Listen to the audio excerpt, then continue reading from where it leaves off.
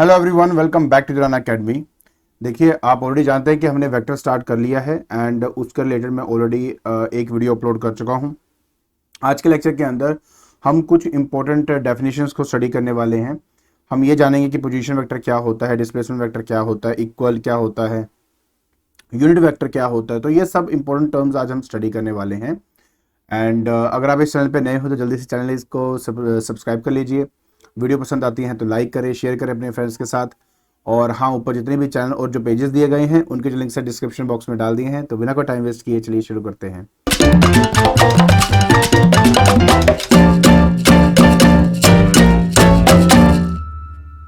सो देखिए बेटा, हमने शुरुआत करनी है सबसे पहले पोजीशन वेक्टर के साथ कि पोजीशन वेक्टर क्या होता है। आपको मैंने ऑलरेडी बता दिया था कि वेक्टर क्या होता है। तो मैंने कहा था कि वो फिजिकल क्वांटिटीज जो मैग्नीट्यूड डायरेक्शन पर डिपेंड करती हैं उनको हम वेक्टर क्वांटिटीज कहते हैं। पर साथ ही साथ आपको मैंने ये भी बताया था कि अगर किसी फिजिकल क्वांटिटी को ऐड करने के लिए आप किसी लॉ का इस्तेमाल करते हो या किसी फॉर्मूले का इस्तेमाल करते हो तो वो भी एक आपकी वेक्टर क्वांटिटी बन जाती है। लेकिन अगर आप किसी फिजिकल क्वांटिटी को अल्जेब्रिकली ऐड या सब्ट्रैक्ट कर पा रहे हो तो इसका समझ लेना कि वो एक स्केलर क्वांटिटी है। उसी के बीच में हमारे पास एक आता है पोजीशन वेक्टर। देखिए, बात बहुत ही ज़्यादा सिंपल है। मान लीजिए कि मेरे पास एक पार्टिकल है, ये है P, और इस पार्टिकल की जो पोजीशन है वो मुझे बतानी है। आप अच्छी तरह जानते हो, जब कभी किसी पार्टिकल की पोजीशन बतानी होती है तो हमें एक स्टेशनरी पॉइंट की रिक्वायरमेंट होती है जिसको हम ओरिजिन कह देते हैं। तो इस केस के अंदर भी हम कुछ ऐसा ही करेंगे। सबसे पहले हम क्या करेंगे, एक कोऑर्डिनेट सिस्टम बनाएंगे यहाँ पे। ठीक है, कोऑर्डिनेट एक्सिस है ये मेरी, मान लेते हैं ये एक्स एक्सिस है, ये मेरी वाई एक्सिस है। एंड हमने सिर्फ क्या करना है कि एक ऐसा वेक्टर यहाँ पर ड्रॉ करना है जो इस पार्टिकल की पोजीशन को बताए। तो सबसे बढ़िया तरीका होता है कि ओरिजिन से आप एक सीधी लाइन खींचकर उस पॉइंट P तक ज्वाइन करके उस पर एक एरो बना दो। तो ये जो आप देख रहे हो ये है आपका दैट इज पोजीशन वेक्टर। ठीक है, मतलब वो वेक्टर जो किसी की पोजीशन को, जो किसी पार्टिकल की पोजीशन को बताए, उसे कहते हैं पोजीशन वेक्टर। और सबसे प्यारी बात यहां पर ये है इस वेक्टर की कि ये जितना भी लेंथ है इस वेक्टर का, ठीक है, क्या, the length of this arrow, मतलब क्या कि I am talking about OP, that will be the magnitude, that will be the magnitude of position vector। position vector मतलब क्या है, मतलब बहुत सिंपल है। ये जो OP लेंथ आप देखोगे ना, इस OP लेंथ को कैसे भी आप निकाल सकते हो, बट अगर आप किसी तरीके से इस OP लेंथ को निकाल लेते हो तो वो उस पोजीशन वेक्टर का मैग्नीट्यूड होगा। लेकिन उसी तरह अगर आपसे डायरेक्शन की बात करें तो ये जो आपका हेड है, ये जो एरो का आप निशान देख रहे हो, ये एक्चुअली में डायरेक्शन को बता रहा है। बाकी आगे जाकर आपको मैं और डिटेल में समझाऊंगा कि जब कभी भी हम किसी वेक्टर की पोजीशन फाइंड करते हैं तो हम एक्चुअली में ये देखते हैं कि वो जो पर्टिकुलर वेक्टर है मेरे एक्स एक्सिस के साथ कितना एंगल बना के निकल रहा है। तो उसकी डिटेलिंग मैं आगे जाके समझाऊंगा, बट अभी के लिए मैं आपको सिर्फ ये बताना चाहता हूं कि पोजीशन वेक्टर एक उस वेक्टर को कहते हैं जो किसी पार्टिकल की पोजीशन को बताता है। इसके लिए सबसे पहले आपके पास ओरिजिन का पता होना चाहिए। उस ओरिजिन से आप एक स्ट्रेट लाइन ड्रॉ करेंगे एंड एरो लगाएंगे। इसकी जो लेंथ होगी वो आपका मैग्नीट्यूड कहलाया जाएगा। ठीक है, आई होप आपको ये बात अच्छी तरह समझ में आ गई होगी। इसके बाद नेक्स्ट हमारे पास जो आता है वो है डिस्प्लेसमेंट वेक्टर। ठीक है, डिस्प्लेसमेंट वेक्टर अब क्या है आपका डिस्प्लेसमेंट वेक्टर। देखिए, सबसे पहले आपको मैं एक बात समझाने की कोशिश करता हूं, तो आई होप आपको वो क्लैरिटी होगी कि मैं क्या कहना चाहता हूं यहाँ पे। कि मान लीजिए कि इनिशियली मेरा जो ऑब्जेक्ट है वो पॉइंट P पर है। ठीक है, एंड उसके बाद वही ऑब्जेक्ट मेरा P डैश पर आ जाता है, P डैश पॉइंट पर आ जाता है मेरा। तो ये टी इनिशियल टाइम में है और ये टी फाइनल टाइम में है, मतलब पहले पार्टिकल यहाँ था फिर पार्टिकल यहाँ था। ठीक है, पाथ कोई भी एक्वायर करे, आई डोंट केयर, कोई भी पाथ एक्वायर करके वो यहां से यहां पे पहुंच गया है सपोज। तो डिस्प्लेसमेंट वेक्टर क्या बताती है हमें, जैसे नाम ही सजेस्ट है बेटा, डिस्प्लेसमेंट वेक्टर हमें एक्चुअली ये बताती है कि ऑब्वियस है कि वो हमें उस पार्टिकल की डिस्प्लेसमेंट कैलकुलेट करके साथ ही साथ उस डायरेक्शन की नॉलेज भी देता है कि किस तरफ उसकी डिस्प्लेसमेंट हुई थी। मतलब ये आपको पता है डिस्प्लेसमेंट क्या होता है, shortest path between the two points. तो ये P और P डैश के बीच में मैं एक इस तरह से एरो लगा दूंगा लाइक दिस, ये है वो यहाँ पे। तो ये जो आप यहाँ पर लाइन देख रहे हो, ये वाली जो लाइन आप देख रहे हो, इसको डिस्प्लेसमेंट वेक्टर का नाम दिया जाता है। अब इस डिस्प्लेसमेंट वेक्टर को निकालने का जो तरीका है ना, वो ट्रायंगल लॉ है, वो मैं आपको आगे जाके समझाऊंगा। लेकिन उसके लिए क्या करना होता है, देखो आपको पता है कि ये जो मेरे पास पार्टिकल है पहले पॉइंट पी पे था, उसका ओरिजिन से जो मैं लाइन खींचूंगा ये वाला, तो ये क्या हो गया, ये हो गया इसका पोजीशन वेक्टर। ये क्या है, इसका पोजीशन वेक्टर। अच्छा, उसके बाद ये जो आप देख रहे हो, ये मेरा अभी सही नहीं बना है, मैं फिर से बनाने की कोशिश करता हूं कि यहां से लेके ये वाला पॉइंट पी डैश तक का जो पोजीशन है, ये बन गया मेरा position vector P dash point का। हम एक्चुअली में इन दोनों का इस्तेमाल करते हैं इसको फाइंड करने के लिए। अब कैसे इस्तेमाल करते हैं वो मैं आगे जाके बताऊंगा, क्योंकि जब तक आपको ट्रायंगल लॉ नहीं पता लगेगा आपको ये पता नहीं लगेगा किस तरह से आप इसको फाइंड करते हैं। बट हाँ, ये बात मैं जरूर आपसे कहूंगा कि इस कंडीशन में जो पी पी डैश की जो लेंथ है, length of P P dash, it gives you the magnitude of the displacement, magnitude of the displacement. बहुत सिंपल है, मुश्किल बिल्कुल नहीं है, बातों को समझना है। जब हम कोई भी एक इस तरह से एरो बनाते हैं तो उसकी जो लेंथ होती है ना, वो वही फिजिकल क्वांटिटी के मैग्नीट्यूड होता है जिसको आप रिप्रेजेंट कर रहे हो उससे। आई होप आपको ये बात भी समझ में आ गई होगी, है ना। आगे दिखाता हूं आपको। उसके बाद नेक्स्ट हमारे पास आता है इक्वल वेक्टर। क्या आता है, इक्वल वेक्टर। अब इक्वल वेक्टर क्या चीज है बेटा आपकी, देखिए पहली बात तो ये कि इक्वल वेक्टर उन दो वेक्टर्स को कहा जाता है जिसका मैग्नीट्यूड भी सेम हो, डायरेक्शन भी सेम हो। फॉर एग्जांपल, ये मैंने एक एरो लगाया, ये ए वेक्टर को रिप्रेजेंट करता है, बनाओ आप कहीं पे भी, उससे कोई मैटर नहीं करता। और ये है मेरा बी वेक्टर। इस ये जो आप एरो देख रहे हो, इसकी जो लेंथ है वो मैग्नीट्यूड होता है, और मैग्नीट्यूड पता है ना कैसे रिप्रेजेंट करते हैं, सिर्फ ए से। उस तरह ये जो लेंथ आप देख रहे हो, ये मैग्नीट्यूड रिप्रेजेंट कर रहा है बी वेक्टर का, और उसको मैं रिप्रेजेंट कर रहा हूं बी से। तो दो चीजें बहुत इंपॉर्टेंट है इक्वल वेक्टर होने के लिए। पहले, दोनों का लेंथ सेम होना बहुत इंपॉर्टेंट है, मतलब दोनों का मैग्नीट्यूड सेम होना बहुत इंपॉर्टेंट है। फिर दोनों की डायरेक्शन सेम होना इंपॉर्टेंट है, तभी जाकर आप कह सकते हो कि ये जो दो वेक्टर्स बनाए गए हैं ये आपके इक्वल वेक्टर्स हैं। सो इक्वल वेक्टर के लिए, क्योंकि देखो वेक्टर दो चीजों पे डिपेंड करती है, मैग्नीट्यूड और डायरेक्शन, अगर दोनों सेम होगी तभी आप कह सकते हो कि ये आपका इक्वल वेक्टर है। ठीक है, आगे देखते हैं। उसके बाद फिर हमारे पास आता है next, that is negative vector. Negative vector. अब नेगेटिव वेक्टर का मतलब क्या है, देखिए सबसे पहले ये मेरा ए वेक्टर है और ये मेरा है बी वेक्टर। बी वेक्टर जो है ए वेक्टर के ऑपोजिट डायरेक्शन में है। देखिए पहली बात तो इंपॉर्टेंट इसमें यह है कि दोनों के दोनों का जो मैग्नीट्यूड है वो सेम है, ए हमारा बी के बराबर है मैग्नीट्यूड वाइज।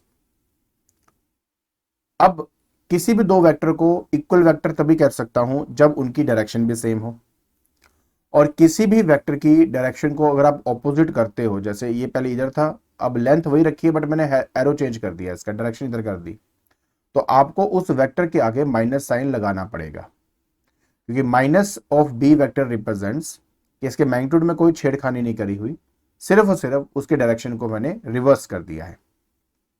तो पहले अगर वो मान लीजिए इस डायरेक्शन में जा रहा है तो अब वो इस डायरेक्शन में जाएगा। अब देखो दोनों का मैग्नीट्यूड तो सेम है और डायरेक्शन इनकी दोनों का मैग्नीट्यूड भी सेम है, डायरेक्शन भी सेम कर दी है मैंने, इसलिए अब आप लिख सकते हो A vector equal to minus of B vector. तो अगर मेरे पास दो वेक्टर्स हों और दोनों वेक्टर को के बीच में माइनस का साइन आ जाए तो समझ जाना कि उनका मैग्नीट्यूड सेम है, but they are acting in the opposite direction. तो यह समझना बहुत ही इंपॉर्टेंट होता है। फिर हमारे पास आता है that is a collinear vector, that is collinear vector. तो इस केस में बस यही हमने यहां पे कहना है कि मैग्नीट्यूड सेम हो या ना हो, बट उनकी डायरेक्शन सेम होनी चाहिए। जैसे कि ये ए वेक्टर है और दूसरे वाले का मैंने ज़्यादा मतलब क्या लेंथ रख दिया है और दोनों की डायरेक्शन सेम है, तो मैं कहूँगा कि ए और बी दोनों आपके कोलिनियर वेक्टर्स हैं। ठीक, इन सब में सबसे ज़्यादा इंपॉर्टेंट जो चीज़ है वो है आपका यूनिट वेक्टर।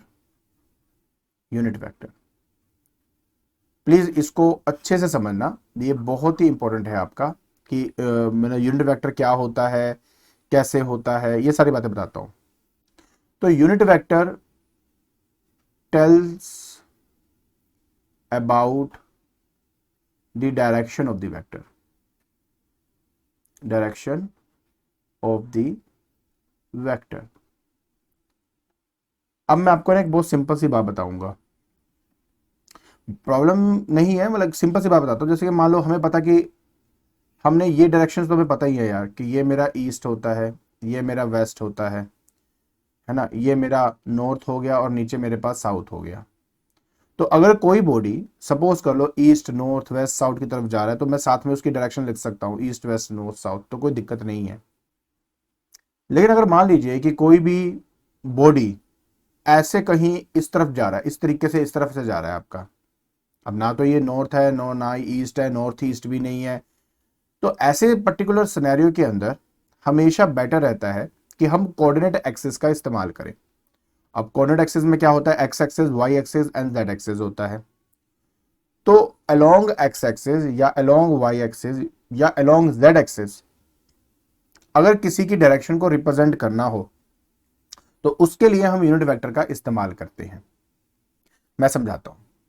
सबसे पहली बात यह है कि आप जानते हो कि वेक्टर क्या होता है। इफ आई से वेक्टर तो आप बोलेंगे वेक्टर का मतलब होता है मैग्नीट्यूड इनटू डायरेक्शन, राइट।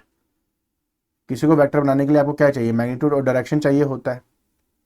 तो अगर ए वेक्टर किसी फिजिकल क्वांटिटी का वेक्टर रिप्रेजेंटेशन है तो इसका जो मैग्नीट्यूड होगा हम उसको ए से रिप्रेजेंट करेंगे, या तरीका क्या बताया था मैंने, वेक्टर निकाल के दो मैग्नीट्यूड का निशान लगा दो, तो भी यही होता है। और अगर आपने इसी वेक्टर की डायरेक्शन शो करनी है तो आपको इसके ऊपर एक ऐसे कैप लगाना पड़ता है, इसको बोलते हैं ए कैप। जो ए कैप आप यहां देख रहे हो इसको कहते हैं unit vector of A, unit vector of A. तो ये साफ साफ पता लगता है कि अगर मुझे यूनिट वेक्टर चाहिए तो मुझे वेक्टर को उसी के मैग्नीट्यूड से डिवाइड करना पड़ेगा और मुझे मेरा यूनिट वेक्टर मिल जाएगा। तो यूनिट वेक्टर सिर्फ और सिर्फ आपको क्या बताता है, सिर्फ और सिर्फ आपको आपकी डायरेक्शन के बारे में बताता है। अब इसका नाम यूनिट वेक्टर क्यों रखा गया, why it is unit vector, unit का मतलब होता है वन। तो नोट रख लीजिए, अगर आप मैग्नीट्यूड निकालते हो, मैग्नीट्यूड ऑफ यूनिट वेक्टर, तो वो हमेशा वन आती है। मैग्नीट्यूड ऑफ यूनिट वेक्टर मतलब ये कि अब जैसे आपने ये फाइंड किया ना, आपने ये फाइंड किया, तो इस यूनिट वेक्टर का अगर मैं मैग्नीट्यूड निकाल दूं तो उसकी वैल्यू वन आती है। तो ये मेरा सबसे इंपॉर्टेंट चीज है। तो वो सिर्फ और सिर्फ क्या बताएगा आपको, सिर्फ और सिर्फ वो आपको इसकी डायरेक्शन के बारे में नॉलेज देगा। क्लियर। इसके अलावा इस यूनिट वेक्टर का कोई भी यूनिट नहीं होता, ठीक है। ये तो आप अच्छी तरह समझाइए कि ये सिर्फ डायरेक्शन के बारे में आपको बता रहा है। चलिए मैं आपको ना एक एग्जांपल बताता हूं, उससे शायद आपको और क्लैरिटी हो जाए कि मैं बोलना क्या चाहता हूं आपको। अब जैसे मान लीजिए एक एग्जांपल की तरफ बात करते हैं। अब मैं कहूं कि velocity of an object is 5 metre per second due east. ठीक है, तो पहली बात इसको लिखूंगा कैसे, मैं लिखूंगा कि v vector is equal to 5 metre per second due east. ठीक है, अब कोई कहता है कि इसका मुझे मैग्नीट्यूड बताओ, तो मैग्नीट्यूड होता है पॉजिटिव न्यूमेरिकल वैल्यू, जो कि इस केस में 5 मीटर पर सेकेंड है। तो अगर अब हम यहां पर डायरेक्शन की बात करें, ठीक है, तो मैंने आपको कहा था ना डायरेक्शन को कैसे रिप्रेजेंट करना होता है, ऊपर कैप लगा के, और वो कैसे मिलेगा, वेक्टर को उसी के मैग्नीट्यूड से डिवाइड करके। तो 5 metre per second east divided by 5 metre per second आप करेंगे, तो आप देख सकते हो कि आपको क्या मिल रहा है, ईस्ट, जो कि क्या है, सिर्फ आपकी डायरेक्शन है। तो ये सिर्फ सिंपल सा एग्जांपल है आपको ये समझाने के लिए कि एक्चुअलिटी में ये सब होता क्या है। ठीक है, इसके अलावा आपको मैं एक बात बता देता हूं, हम पढ़ते हैं ऑर्थोगोनल यूनिट वेक्टर के बारे में, ऑर्थोगोनल यूनिट वेक्टर के बारे में। तो ऑर्थोगोनल यूनिट वेक्टर्स उन यूनिट वेक्टर्स को कहा जाता है जो आपस में म्यूचुअली परपेंडिकुलर होते हैं एक दूसरे से। अब इसका क्या मतलब है, देखिए 3D के अंदर हम कोऑर्डिनेट एक्सिस जब बनाते हैं तो 3 कोऑर्डिनेट एक्सिस हम बनाते हैं, जिसमें पहली होती है हमारी एक्स एक्सिस, फिर हमारे पास होती है पहले एक्स एक्सिस होती है, फिर हमारे पास होती है दैट इज वाई एक्सिस, और फाइनली हमारे पास जो होती है वो होती है जेड एक्सिस। ठीक है, हमारे पास 3 एक्सिस होती हैं, और ये तीनों के तीनों अगर मैं चाहूं तो ऐसे आपको शो कर सकता हूं, अगर आप ध्यान से इसको देखते हैं। मान लो ये आपकी एक्स एक्सिस है, ये आपकी वाई हो गई, ये आपकी जेड हो जाएगी। देख सकते हो आपस में कैसे ये म्यूचुअली परपेंडिकुलर है, थी ना, तीनों एक दूसरे के परपेंडिकुलर है। आप इसको कैसे भी ले सकते हो, कोई वो हार्ड एंड फास्ट रूल नहीं होता है इसका, जैसे अब आप इसको एक्स ले लो, इसको वाई ले लो, इसको जेड ले लो, तो वो भी आप ले सकते हो, तो कोई दिक्कत नहीं, किसी को भी लेना है। हाँ, लेकिन लेने का तरीका ये होता है बेटा, जब भी आप इसका नेमिंग करो तो एंटी क्लॉकवाइज मैनर में होना चाहिए। मतलब ये कि अगर ये x है तो एंटी क्लॉकवाइज ये y और ये z होना चाहिए। अगर आप इसको x ले रहे हो तो ये x होगा, तो फिर ये y होगा, और फिर ये z बनेगा। तो इस तरह से आपने इसको लेना होता है। तो जो direction x axis, y axis और z एक्सिस के अलोंग होगा वो आपस में ऑब्वियस है फिर म्यूचुअली परपेंडिकुलर होंगे ही। इसलिए x एक्सिस के अलोंग जो हम यूनिट वेक्टर कंसीडर करते हैं हम उसको i कैप बोलते हैं। y एक्सिस के अलोंग जो हम यूनिट वेक्टर कंसीडर करते हैं हम उसको j कैप कहते हैं, और z एक्सिस के अलोंग अगर हम यूनिट वेक्टर कंसीडर करते हैं तो उसको हम k कैप कहते हैं। सिमिलरली अगर मुझे नेगेटिव x एक्सिस बताना है तो मैं माइनस i कैप का इस्तेमाल करूंगा, एंड नेगेटिव y एक्सिस की अगर मैं कोई बात कर रहा है तो मैं माइनस j कैप की बात करूंगा, और माइनस z एक्सिस की कोई बात कर रहा है तो मैं उस पर लगा दूंगा माइनस ऑफ k कैप। अब जैसे फॉर एग्जांपल यहां पर एक पार्टिकल कंसीडर कर लेता हूं p, ओरिजिन से इसकी दूरी है 2 मीटर की सपोज, तो मुझे अगर ये डिस्प्लेसमेंट शो करनी है वेक्टर पर्सपेक्टिव से, तो पहली बात मैं डिस्प्लेसमेंट के लिए एस से इसको मान लो रिप्रेजेंट करता हूं, तो S vector will be equal to 2i cap. अब यहां पे जो 2 है वो तो लेंथ बता दिया, मतलब ओपी बता दिया कितना है, और i कैप ये बता रहा है कि ये x एक्सिस की तरफ है, तो इसलिए अपने आप में ये बहुत इंपॉर्टेंट हो जाता है। चलिए एक एग्जांपल और बताता हूं आपको। सपोज कर लो मैं यहां पर एक पॉइंट Q कंसीडर करता हूं, x कोऑर्डिनेट जो है इस Q का, x कोऑर्डिनेट जो है इस Q का वो हो जाएगा 2, ठीक है 2, और y कोऑर्डिनेट जो है इसका y, सपोज कर लेते हैं यहां पे y है जो है वो 3 है, तो 2,3 क्या होगा, इसका कोऑर्डिनेट हो गया है। तो अगर मुझे मान लीजिए इसका पोजीशन वेक्टर लिखना है, पोजीशन वेक्टर मतलब क्या था, वो वेक्टर जो इस पार्टिकल की पोजीशन को बताए, R vector, basically position vector को हम आर वेक्टर से रिप्रेजेंट करते हैं। तो पोजीशन वेक्टर बताने के लिए, मतलब इस पार्टिकल की पोजीशन बताने के लिए मुझे इसके कोऑर्डिनेट्स की रिक्वायरमेंट है, और कोऑर्डिनेट्स कितने हैं 2,3। तो जो पहला है वो ये बता रहा है कि यार ये x एक्सिस के अलोंग 2 मीटर है, और फिर दूसरा बता रहा है कि y एक्सिस के अलोंग ये 3 मीटर है। इसलिए x एक्सिस को रिप्रेजेंट करने के लिए मैं 2 के साथ i कैप लगा दूंगा, प्लस उसके बाद वाई एक्सिस के अंदर फिर से उसको जाना पड़ रहा है, तो मैं 3j कैप कर दूंगा। और इस तरीके से आप किसी भी पॉइंट का पोजीशन वेक्टर लिख सकते हो। तो पोजीशन वेक्टर लिखना बहुत ही आसान होता है। आपको उस पॉइंट के कोऑर्डिनेट्स पता होने चाहिए, और अगर आपको उसके कोऑर्डिनेट्स पता है तो आप उनके साथ आई कैप, जे कैप और के करके ऐड करके अपना आंसर निकाल सकते हो। सपोज कर लो कि कोई कोऑर्डिनेट हमारे पास है 2, -3, 1। सपोज ये मेरा कोऑर्डिनेट है, तो मैं अगर इसका पोजीशन वेक्टर लिखना चाहूं तो वो लिखूंगा मैं 2i कैप, फिर -3j कैप +1, या फिर ओनली के कैप भी लिख सकता हूं। अब इसमें यह बताने की कोशिश कर रहा है कि पॉजिटिव x के लॉन्ग गया, फिर नेगेटिव y के लॉन्ग गया, उसके बाद फिर ये z के लॉन्ग गया, तो उसके बाद जाके हम इसका पोजीशन वेक्टर निकाल सकते हैं। आई होप आपको ये अच्छी तरह समझ में आ गया होगा कि हमारा यूनिट वेक्टर क्या होता है, ऑर्थोगोनल यूनिट वेक्टर क्या होता है। ठीक है, तो आज के लेक्चर के अंदर हमने कुछ इंपॉर्टेंट डेफिनेशन समझी, हमने यूनिट वेक्टर के बारे में समझा, हमने ऑर्थोगोनल यूनिट वेक्टर के बारे में समझा, हमने ये जाना कि पोजीशन वेक्टर क्या होता है, और अगर मुझे कोऑर्डिनेट्स पता हो तो इन यूनिट वेक्टर की हेल्प से हम वो कैसे लिख सकते हैं। अगर आपको ये वीडियो पसंद आ रही है तो please like it, share it and subscribe it. आज के लिए बस इतना ही।